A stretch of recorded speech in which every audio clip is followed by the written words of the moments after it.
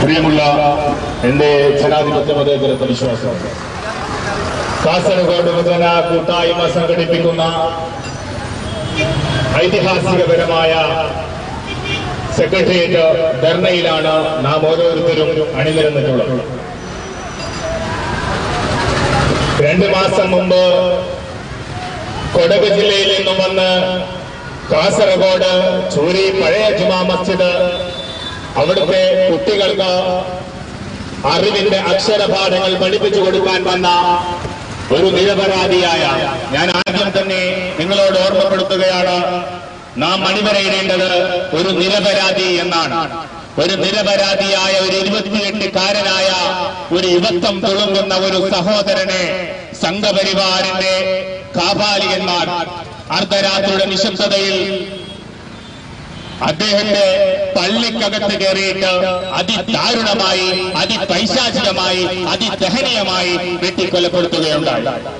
ആ കേസിന്റെ പിന്നിൽ പ്രതികൾ അറസ്റ്റ് ചെയ്തു. നമുക്കറിയാം, ഇവിടെ ഒരുപാട് പേര് പ്രതിപാദിച്ചു ആ കേസിന്റെ പിന്നിലുള്ള കാര്യങ്ങൾ എന്താണ്. ആദ്യം തന്നെ നമ്മൾ കേട്ടത് ആ പ്രതികൾ മദ്യപിച്ചിരുന്നു, അതിനോടൊപ്പം തന്നെ കഞ്ചാവും വലിച്ചിരുന്നു. അതുകൊണ്ടാണ്, ആ വികാരത്തിലാണ് അവർ, ആ വികാരത്തിന്റെ ആ ലഹരിയുടെ മതോമത്തതയിൽ നിന്നതുകൊണ്ടാണ് അവർ ആ കൃത്യം നിർവഹിച്ചത് എന്നാണ് പറഞ്ഞത്. എന്നിട്ട് നമുക്കറിയാം, അതിനുശേഷം പോലീസ് അറസ്റ്റ് ചെയ്തതിന് ശേഷം ആ പ്രതികളിൽ നിന്ന് തന്നെ മൊഴിയെടുക്കുമ്പോൾ അവർ പറഞ്ഞത് 10 മാസത്തോളമായി ഞങ്ങൾ ഒരാളെ കൊല്ലാൻ ശ്രമിക്കുകയാണ്. നമ്മൾ അവിടെ അടിവരയിടേണ്ടത്, അവർ പറഞ്ഞത് ഞങ്ങൾ ഒരു മുസ്ലിമിനെ കൊല്ലാൻ നോക്കിയിരിക്കുകയായിരുന്നു എന്നാണ്. എന്തിനാണ് ഇതിവർക്ക് അവിടെ നിന്ന് മുകളിൽ നിന്ന് പറഞ്ഞു വിടുന്നവരുണ്ട്. ഈ സംഘപരിവാർ ക്രിമിനലുകൾ കാസർഗോഡ് ജില്ലയിൽ കമ്മ്യൂണലായി കൊണ്ടുള്ള 19 കൊലപാതകങ്ങൾ നടന്നിട്ട് അതിൽ ഒരു പ്രതിയെ പോലും ഇതുവരെ ശിക്ഷിക്കപ്പെട്ടിട്ടില്ല. ഒരു പ്രതിയെ പോലും ശിക്ഷിക്കപ്പെട്ടിട്ടില്ല. യഥാർത്ഥ പ്രതികളെ മാറ്റി നിർത്തിക്കൊണ്ട് പണം കൊടുത്തുകൊണ്ട് മറ്റൊരു പ്രതിയെ കോടതിയിൽ അയച്ച് അവിടെ നിന്ന് ഇവർ 5 ലക്ഷവും 10 ലക്ഷവും രൂപ കൊടുത്ത് ഇവരിവിടുന്ന് എറണാകുളത്തുനിന്നും തിരുവനന്തപുരത്തുനിന്നും അഡ്വക്കേറ്റുമാരെ വിളിച്ചു വരുത്തി ഇവിടുത്തെ സംഘപരിവാരങ്ങൾ, ഇവിടുത്തെ BJP-കൾ, ഇവിടുത്തെ ഈ രാജ്യത്തിന്റെ ശത്രുക്കൾ അഡ്വക്കേറ്റുമാരെ കോടതികളിലേക്ക് വിളിപ്പിച്ചിട്ട് പുഷ്പം പോലെ അവരവിടെ നിറക്കിക്കൊണ്ടുപോവുകയാണ്. ഇതാണ് ഇവർക്ക് പ്രചോദനമുണ്ടാകുന്നത്. ഇതാണ് മാറേണ്ടത്. പ്രതികളെ ശിക്ഷിക്കപ്പെടുകയില്ല. ഞങ്ങൾ ഇവിടെ പറയേണ്ടത്, ഞങ്ങൾ ഇവിടെ പറയാൻ ആഗ്രഹിച്ചത്, ഞങ്ങൾ ഇവിടെ പറഞ്ഞത് ഇതിന്റെ പിന്നിൽ ഗൂഢാലോചനയുണ്ടെന്ന ഞാൻ വളരെ വ്യക്തമായി കൊണ്ട് പറയുകയാണ്. ഇതിന്റെ പിന്നിൽ ഗൂഢാലോചനയുണ്ട് എന്ന് പറയുമ്പോൾ എന്റെ ഈ സംഘടനയുടെ ഒരു ഭാരവാഹി എന്ന നിലയിൽ ഞാൻ പറയുകയാണ്. നമ്മൾക്കറിയാം, ഉസ്താദ് മരണപ്പെട്ടതിന് ശേഷം എല്ലാവരും ദുഃഖത്തിലുള്ള സമയം, കാസർഗോഡ് ജില്ല മാത്രമല്ല കേരളമടക്കം ദുഃഖത്തിലുള്ള സമയത്ത് പാലക്കാട്ടുകാരനായ ഒരു കിരാതൻ, പാലക്കാട്ടുകാരനായ ഒരു സംഘപരിവാരൻ,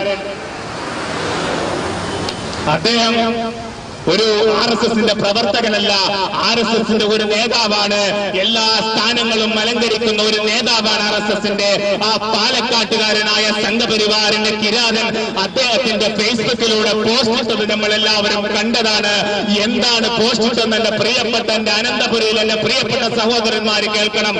അദ്ദേഹം പോസ്റ്റ് ഇട്ടത്, ഞങ്ങളാണ് കൊന്നത്, ഉസ്താദിനെ പള്ളിക്കകത്ത് കയറിയിട്ട് കൊന്നത് ഞങ്ങളുടെ പ്രവർത്തകരാണ്, ഇത് ഞങ്ങൾക്ക് അഭിമാനമാണ് എന്ന് പറഞ്ഞു. ഞാൻ എന്റെ സംഘപരിവാറിന്റെ കറുവ പശുക്കളോട് എനിക്ക് പറയാൻ ഞാൻ ആഗ്രഹിക്കുകയാണ്. അർദ്ധരാത്രിയുടെ നിശബ്ദതയില് ആരും കാണാതെ ഉറങ്ങിക്കിടക്കുന്ന ഒരു പണ്ഡിതനെ വിളിച്ചുണർത്തിയിട്ട് മൂർച്ചേറിയ വാളുമായി അദ്ദേഹത്തിന്റെ അടുത്ത് പോയിട്ട് നിങ്ങൾ അദ്ദേഹം വെട്ടിക്കൊലപ്പെടുത്തിയിട്ട് നിങ്ങളിത് നിങ്ങളുടെ അഭിമാനമായി കാണേണ്ടതോ, ഇത് കേരളത്തിന്റെ അപമാനമാണോ സംഘപരിവാരങ്ങളെ എന്നാണ് എനിക്ക് നിങ്ങളോട് ഈ സന്ദർഭത്തിൽ സൂചിപ്പിക്കാനുള്ളത്. നമ്മൾ ചിന്തിക്കണം, എന്റെ റിയാസ് ഉസ്താദിന്റെ പേരിൽ മാത്രം, റിയാസ് ഉസ്താദിന്റെ വധക്കേസിൽ മാത്രം എന്തുകൊണ്ട് കൂടുതൽ ചർച്ചയുണ്ടാകുന്നില്ല? എന്തുകൊണ്ട് ചർച്ചയുണ്ടാകുന്നില്ല എന്ന് തന്നെ നമ്മൾ നോക്കേണ്ടതാണ്. ഇവിടുത്തെ മാധ്യമങ്ങൾ ഞാൻ കുറ്റപ്പെടുത്തുകയില്ല. ഒരുപാട് മാധ്യമ സുഹൃത്തുക്കളെ വിളിച്ചതാണ്. 4-5 ദിവസമായി ഞങ്ങളുടെ പ്രവർത്തകർ ഈ തിരുവനന്തപുരം അനന്തപുരയില് ഞാനടക്കം ഞങ്ങൾ ഇവിടെ നിന്ന് വിളിച്ചതാണ്. എന്തുകൊണ്ട് ഒരു ചാനലും ഇവിടെ സംപ്രേഷണം ചെയ്യാൻ വന്നില്ല?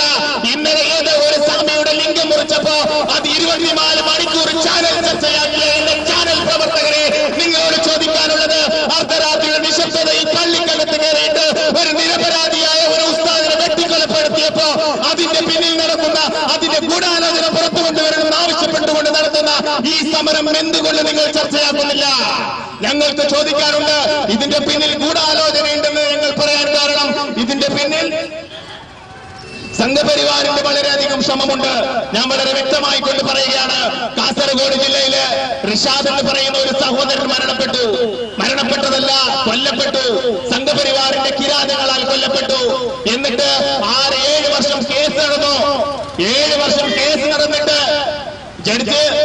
ജസ്റ്റിസ് പറയുകയാണ്, ഈ പ്രോസിക്യൂഷന് ഈ കേസുമായി ബന്ധപ്പെട്ട് പ്രതികൾ ഈ കുറ്റകൃത്യം നടത്തിയെന്ന് തെളിയിക്കാൻ കഴിഞ്ഞിട്ടില്ല, അതുകൊണ്ട് വെറുതെ വിട്ടിരിക്കുന്നു എന്ന് പറഞ്ഞു. ഞങ്ങൾ ചോദിക്കട്ടെ, പിന്നെ എങ്ങനെയാ മരിച്ചത്? പിന്നെ എങ്ങനെയാ റിഷാദ് എന്ന് പറയുന്ന സഹോദരൻ മരിച്ചത്? അസുഖം ബാധിച്ചിട്ടാണോ മരിച്ചത്? അല്ല, സംഘപരിവാരങ്ങൾ വെട്ടിക്കൊലപ്പെടുത്തിയതാണ് അർദ്ധരാത്രിയിലും. അതും അർദ്ധരാത്രിയിൽ തന്നെയാണ് ഈ ചൂരി എന്ന് പറയുന്ന പ്രദേശത്ത്. എന്നിട്ട് ആ പ്രതികളെ വെറുതെ വിട്ടില്ലേ? ആ പ്രതികളെ വെറുതെ വിട്ടപ്പോ എന്റെ ഒരു സുഹൃത്ത് ആ പ്രതിയോട് പോയി ചോദിക്കുന്നു, അവര് ഒരേ ക്ലാസ്സിൽ പഠിച്ച് എന്തിനേറെ ഒരേ പാത്രത്തിൽ നിന്ന് ഭക്ഷണം കഴിച്ച് അതിലും അപ്പുറം ഒരേ കിടക്കയിൽ കിടന്നിറങ്ങിയ സഹോദരന്മാരായിരുന്നു. നിനക്ക് എങ്ങനെയാണോ ഈ വർഗീയ വിഷം ഇങ്ങനെ ഉണ്ടാകാൻ കാരണമെന്ന് ചോദിച്ചപ്പോ ആ സഹോദരൻ പറയുകയാണ്, ഞാനല്ല കൊന്നത്, ഈ കുറ്റകൃത്യം നടത്തിയത് ഞാനല്ല, ഈ കുറ്റകൃത്യം നടത്തിയത് എന്റെ ജ്യേഷ്ഠനായിരുന്നു. എന്റെ ജ്യേഷ്ഠന് മറ്റൊരു 302 നിലനിൽക്കുന്നത് കൊണ്ട് ആ കേസ് എന്നോട് ഇവിടുത്തെ സംഘപരിവാരങ്ങള്, ഇവിടുത്തെ BJP നേതാക്കന്മാര് ആ കേസ് ഏറ്റെടുക്കാൻ പറഞ്ഞു. അതുകൊണ്ട് ഞാൻ ഏറ്റെടുത്തതാ. അപ്പൊ എന്റെ സുഹൃത്ത് ചോദിക്കുക, എന്ത് ലാഭമുണ്ട് നിങ്ങൾക്ക് ഇത് ഏറ്റെടുത്തതില്? അവൻ പറഞ്ഞു, 2 ലക്ഷം രൂപ എനിക്ക് പോക്കറ്റ് മണി തന്നിട്ടുണ്ട്. 2 ലക്ഷം രൂപ എനിക്ക് പോക്കറ്റ് മണി തന്നിട്ടുണ്ട്. റിമാൻഡ് കാലാവധി കഴിഞ്ഞ് ഞാൻ പുറത്തിറങ്ങുമ്പോൾ എനിക്ക് 150cc ഉള്ള പൾസർ ബൈക്ക് വാങ്ങിച്ചു തന്നിട്ടുണ്ട്. ഇതുകൊണ്ടാണ് ഞാൻ ചെയ്തത്. അതുകൊണ്ടാണ് ഞങ്ങൾ പറയുന്നത്, ഇതിന്റെ പിന്നിലും ഗൂഢാലോചനയുണ്ട്. കെ സുരേന്ദ്രൻ എന്ന് പറയുന്ന നിങ്ങൾക്ക് എല്ലാവർക്കും അറിയാം. കെ സുരേന്ദ്രൻ എന്ന് പറയുന്ന ഞാൻ എന്റെ വ്യക്തിപരമായ അഭിപ്രായത്തിൽ പറയട്ടെ, 24 ക്യാരറ്റ് വർഗീയവാദിയാണ് കെ സുരേന്ദ്രന്. കെ സുരേന്ദ്രൻ നമുക്കറിയാം, കാസർഗോഡ് സ്ഥിരതാമസമാക്കിയതിന് ശേഷമാണ് കാസർഗോഡ് വർഗീയ പ്രശ്നങ്ങൾ ഉണ്ടാകാൻ തുടങ്ങിയത് കൂടുതലായിട്ട്. സുരേന്ദ്രൻ നമുക്കറിയാം, സുരേന്ദ്രൻ കാസർഗോഡ് ജില്ലയിൽ വന്ന് താമസമാക്കാൻ തുടങ്ങിയപ്പോഴാണ്. സുരേന്ദ്രൻ കാസർഗോഡ് ജില്ലയിൽ എന്തെങ്കിലും ഒരു പരിപാടിക്ക് വന്നാൽ നിങ്ങൾ ഇനിയെങ്കിലും നിങ്ങൾ പരിശോധിച്ച് നോക്കിക്കോ. കാസർഗോഡ് ടൗണിലുള്ള സ്പീഡ് വേ ഹോട്ടലില് അദ്ദേഹത്തോടൊപ്പം കൂട്ടുകിടക്കുന്നത് 7 ക്രിമിനൽ കേസുകൾ പ്രതിയായ 7 302 കേസിൽ പ്രതിയായ ജസ്റ്റിസ് എന്ന് പറയുന്ന കിരാതനാണ്. ഇത് നിങ്ങൾ മനസ്സിലാക്കണം. ഇതാണ് നിങ്ങൾ മനസ്സിലാക്കേണ്ടത്. നിങ്ങൾ സുരേന്ദ്രൻ എന്ന് പറയുന്ന കപട മതേതരവാദിയുടെ മുഖം വലിച്ചു കീറാൻ നമുക്ക് ഈ സംഘടനയ്ക്ക് കഴിയേണ്ടതുണ്ട്. വളരെ വ്യക്തമായി കൊണ്ട് പറയുകയാണ്. നമുക്കറിയാം, പിണറായി വിജയൻ എന്ന് പറയുന്ന കേരളത്തിന്റെ മുഖ്യമന്ത്രി, അദ്ദേഹം കർണാടകയിലെ പരിപാടിക്ക് പോകുമ്പോ അദ്ദേഹത്തെ ഭീഷണിപ്പെടുത്തി കർണാടകയിൽ കാലുകുത്താൻ പാടില്ല.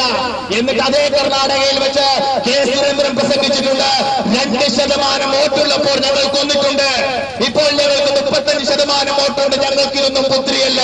എന്തുകൊണ്ടാ കെ സുരേന്ദ്രനെതിരെ ഒരു 153A പ്രകാരം കേസെടുത്തിട്ട് എന്തിനാ അറസ്റ്റ് ചെയ്യേണ്ട? നിങ്ങള് സബ് ജയിലിൽ അടക്കേണ്ട നിങ്ങള് ഒരു 5 മിനിറ്റ് പോലും പോലീസ് സ്റ്റേഷനിൽ എത്താൻ കഴിവില്ലാത്ത ഒരു ഭരണമാണെന്ന് ഞാൻ എന്റെ വ്യക്തിപരമായ അഭിപ്രായത്തിൽ പറയട്ടെ. നമ്മൾ ചിന്തിക്കണം, ഒരു ഉസ്താദിന്റെ കഴുത്തറുത്ത് വന്ന വിഷയമാണിത്. ഒരു ഉസ്താദിന്റെ കഴുത്തറുത്ത് വന്ന വിഷയമാണിത്. നിരപരാധിയായ ഒരു ഉസ്താദ്, ആ ഉസ്താദ് ആരോടും ഒരു തെറ്റും ചെയ്തിട്ടില്ല. നമുക്കറിയാം, ഈ കേരളത്തിലില്ല, കാസർഗോഡ് ജില്ലയിൽ മാത്രമല്ല കേരളത്തിൽ അങ്ങേയറ്റം ആ ഉസ്താദിനെ പറ്റി ഒരാൾക്കും അറിയുമായിരുന്നില്ല. ആ കൊല നടന്നതിന് മുമ്പുള്ള ദിവസം വരെ, ആ കൊല നടന്നതിന് ശേഷമാണ് നമുക്ക് റിയാസ് എന്ന് പറയുന്ന സഹോദരനെ കുറിച്ച് അറിയാൻ തുടങ്ങിയത്. കാരണം അതുവരെ ഒരു ഉറുമ്പിനെ പോലും നോവിച്ചിട്ടില്ലാത്ത, ഒരു മനുഷ്യനെ പോലും നോവിച്ചിട്ടില്ലാത്ത ഒരു നിരപരാധിയായ ഒരു മനുഷ്യനെ കൊന്നൊടുക്കിയപ്പോ അതിവിടെ ചർച്ചയാകുന്നില്ല. ഞാൻ പറയുന്നു, കാസർഗോഡ് യുവജന കൂട്ടായ്മയ്ക്ക് UAPക്ക് ഞങ്ങൾ എതിരാണ്. UAP പാടില്ല. ഞങ്ങളെന്താ UAP പാടില്ല എന്ന് പറയുന്നത്? 163 കേസുകൾ എടുത്തിട്ടുണ്ട് കേരളത്തിൽ UAP. Unlawful activities prevention act എന്ന് പറയുന്ന UAPA പ്രകാരം 163 കേസുകൾ നിങ്ങൾ പരിശോധിച്ചോ? അതിൽ ഒരൊറ്റ സംഘപരിവാരമില്ല, ഒരൊറ്റ RSSകാരനില്ല, ഒരൊറ്റ BJPക്കാരനില്ല. മുഴുവൻ മുസ്ലിങ്ങൾ മാത്രം. ഇത് മുസ്ലിങ്ങൾക്ക് എന്താ? ഇത് മുസ്ലിങ്ങൾക്ക് മാത്രമാണ്. ാണോ ഈ UAPA? അതുകൊണ്ട് ഞങ്ങൾ പറയുന്നു ആ കാടൻ കരിനിയമം ഉപേക്ഷിക്കണം. അതിനും ഞങ്ങൾ സമരം നടത്തും ഇൻഷാ അല്ലാഹ്. പക്ഷെ ഞങ്ങൾ പറയുന്നു UAPA എന്തുകൊണ്ടാണ് UAPA പോലുള്ള കർശനമായ നടപടി സ്വീകരിക്കുന്ന നിയമം എന്തുകൊണ്ട് ഉസ്താദിനെ കൊലപ്പെടുത്തിയ കേസിൽ നിങ്ങൾ ഉൾപ്പെടുത്തിയിട്ടില്ല? നമുക്കറിയാം ന്യൂമാൻ കോളേജിലെ പ്രൊഫസർ എന്ന് പറയുന്ന ഒരു കിരാതൻ ഉണ്ടായിരുന്നു. അദ്ദേഹം ഒരു ചോദ്യ പേപ്പർ തയ്യാറാക്കി. അദ്ദേഹത്തിന്റെ കൈവെട്ടിയതോട് ഞാൻ യോജിക്കുന്നതല്ല.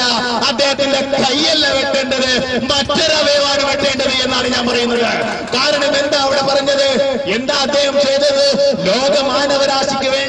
ലോകമാനവരാശിക്ക് ഇവിടെ സമാധാനത്തിന്റെ വെള്ളരിപ്രാവായി ലോകത്തിന് തന്നെ അനുഗ്രഹമായി വന്ന അഷ്റഫുൽ ഖൽഖ് മുഹമ്മദ് മുസ്തഫ സല്ലല്ലാഹു അലൈഹി വസല്ലം തങ്ങളുടെ പേരില് അദ്ദേഹത്തിന്റെ അവഹേളിച്ചുകൊണ്ട് മോശമായി ചോദ്യ പേപ്പർ തയ്യാറാക്കിയതിന്റെ പേരിൽ അദ്ദേഹത്തിന്റെ കൈവെട്ടിയത്. എന്നിട്ട് എന്തുകൊണ്ടാ സംഘപരിവാരങ്ങളെ നിങ്ങൾ മിണ്ടാത്തത്? എന്തുകൊണ്ടാ BJP നിങ്ങൾ മിണ്ടാത്തത്? ഒരു ഉസ്താദിനെ കൊലപ്പെടുത്തിയപ്പോ, നിങ്ങൾ ഉസ്താദിനെ കഴുത്തെടുത്ത് കൊലപ്പെടുത്തിയപ്പോ എന്തുകൊണ്ടാ നിങ്ങൾ മിണ്ടാത്തത്? നിങ്ങളോട് ഞങ്ങൾക്ക് പറയാനുണ്ട്, മറുപടിയുണ്ട്. പിന്നെ ഞാൻ നിർത്തുകയാണ്. ഒരുപാട് പ്രസംഗിക്കാനുണ്ട് പക്ഷേ ഇത് വൈകിയ വേളയാണ്. ഇവിടെ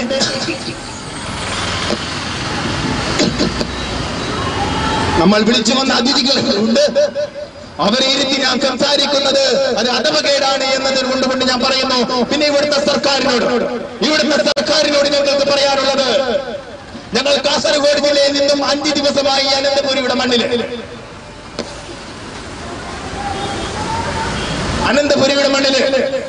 എന്നിട്ട് ഞങ്ങൾ ഇന്നലെ MP ജയരാജനെ കണ്ടു. അതിനു മുമ്പ് ഇവിടുത്തെ DGPയെ കണ്ടു. ഒരുപാട് നീതിന്യായ വ്യവസ്ഥയുടെ മുകളിൽ നിൽക്കുന്ന ഒരുപാട് പേരെ ഞങ്ങൾ കണ്ടു. പക്ഷെ കാസർഗോഡ് ജില്ലയിൽ നിന്നും വന്ന് ഇവിടെ എത്തുമ്പോൾ ഞങ്ങൾക്ക് ചില സൂചനകൾ കിട്ടി. ഈ കേസിലെങ്കിലും ഒരു നിലപാടുണ്ടാകും, പ്രതികൾ ശിക്ഷിക്കപ്പെടുമെന്ന്. പക്ഷേ ഞാൻ പറയുന്നു, ഞാൻ ഇടതുപക്ഷമായതുകൊണ്ട് പറയുകയില്ല, ഞാൻ വലതുപക്ഷമായതുകൊണ്ട് പറയുകയില്ല, ഒരു പാർട്ടിയെ പരിഹരിച്ചുകൊണ്ട് ഞാൻ പറയുകയില്ല. പക്ഷെ ഞങ്ങൾ പറയുന്നത്, നമുക്കറിയാം കാസർഗോഡ് റിയാസ് ഉസ്താദ് മരണപ്പെടുന്നതിന് ശേഷം, കൊല്ലപ്പെടുന്നതിന് ശേഷം കോഴിക്കോട് കൊടിഞ്ഞി ഫൈസൽ എന്ന് പറയുന്ന ഒരു മുസ്ലിം സമുദായം, മുസ്ലിമായതിന്റെ പേരില് നടുറോഡിൽ വെട്ടിക്കൊലപ്പെടുത്തുകയുണ്ടായി അദ്ദേഹത്തിന്റെ കേസ് 1-ാം പ്രതിക്ക് പോലും RSSന്റെ സംഘപരിവാറിന്റെ കാര്യവാഹകയായ 1-ാം പ്രതിക്ക് പോലും ജാമ്യം കൊടുത്തു. ഞങ്ങൾ പറയാൻ ആഗ്രഹിക്കുകയാണ്, യുവജന കൂട്ടായ്മ പറയാൻ, ഈ തലസ്ഥാന നഗരിയിൽ വെച്ച് ഞങ്ങൾ പറയാൻ ആഗ്രഹിക്കുകയാണ്, ആ ഷഹീദ് കൊടിഞ്ഞി ഫൈസൽ എന്ന് പറയുന്ന ഞങ്ങളുടെ പ്രിയ സുഹൃത്ത്, ആ സുഹൃത്തിന്റെ കേസിൽ നിങ്ങൾ അലംഭാവത്തോടുകൂടിയാണ് കണ്ടത്. ഞങ്ങൾ പറയുന്നു, ഈ ഷഹീദ് റിയാസ് ഉസ്താദിന്റെ കേസും അതേ അലംഭാവത്തിലൂടെയാണ് നിങ്ങൾ കാണാൻ ശ്രമിക്കുന്നതെങ്കിൽ, കാസർഗോഡ് നിന്നും 460 കിലോമീറ്റർ ഇപ്പുറം താണ്ടി വന്ന പ്രിയ എന്നെ ഈ യുവജന കൂട്ടായ്മയുടെ ഈ പ്രവർത്തകർക്ക് വേണ്ടി ഞാൻ പറയുന്നു, നിങ്ങൾ അതേ അലംഭാവത്തിലൂടെയാണ് കാണാൻ ശ്രമിക്കുന്നതെങ്കിൽ ഇതുവരെ കാണാത്ത സമര പോരാട്ടങ്ങൾക്ക് ഈ യുവജന കൂട്ടായ്മ മുന്നേറ്റം കൊടുക്കും. എന്നിട്ട് അതിലും ഞങ്ങൾക്ക് നീതി ലഭിക്കുന്നില്ലെങ്കിൽ ഞങ്ങൾക്കറിയാം, ഇന്നലെ അവിടുന്ന് ബസ് കയറിയവർക്കറിയാം, അവിടുന്ന് ട്രെയിൻ കയറിയവർക്കറിയാം, ഇനി എങ്ങോട്ടാണ് ഞങ്ങൾക്ക് പോകേണ്ടത്.